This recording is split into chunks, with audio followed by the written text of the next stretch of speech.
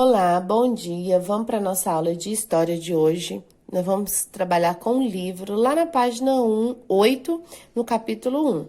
Então, nas aulas passadas, a gente aprendeu que a formação das cidades se deu com a sedentarização dos povos, né? Que eles eram nômades e aí eles começaram a se fixar num lugar depois que eles descobriram a agricultura e também a criação de animais.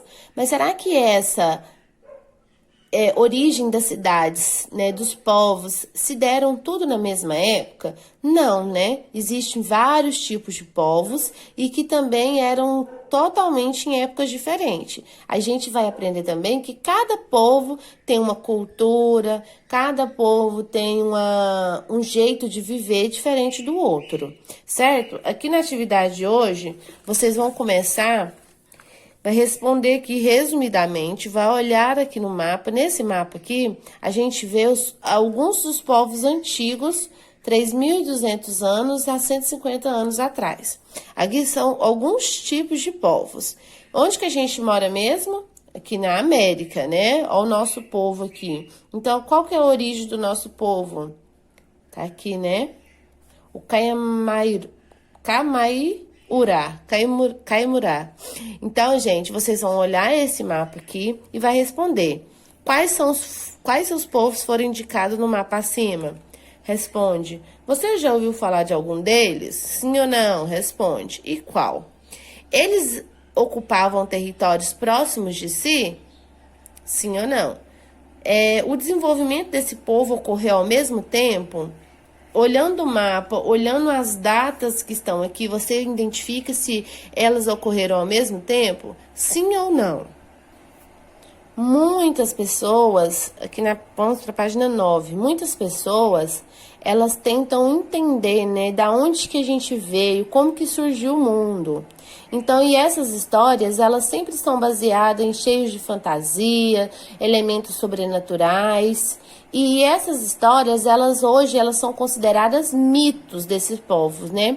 Por isso que é uma mitologia de cada um. Cada povo tem sua mitologia, tem a sua história, e essas histórias, esses mitos, eles são transmitidos de geração em geração. O avô vai contando para o neto conta para o seu filho, e assim de geração em geração.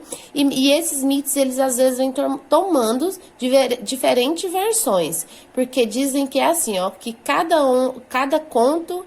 vez que você conta um conto, você aumenta um ponto, né? Então isso vai diferenciando. E atualmente, essas mitologias, elas são chamadas de patrimônios imateriais de que os povos criaram. O que é os patrimônios imateriais? A gente vai estudar muito isso aqui nas aulas de história.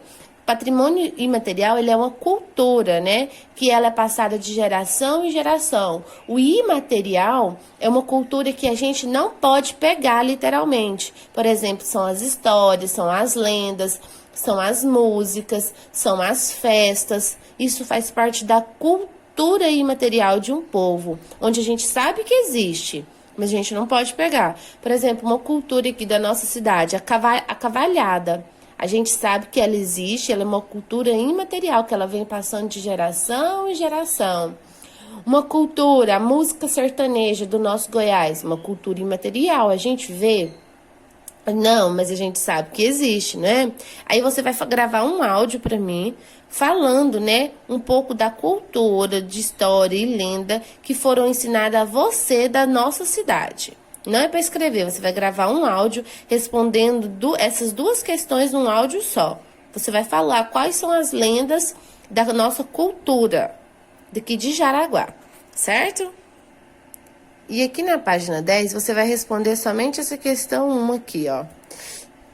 A origem de alguns povos, né, a origem desses mitos, elas se dão por quê? Porque eles acham que essas pessoas, elas geralmente é atribuída à ação de algum herói.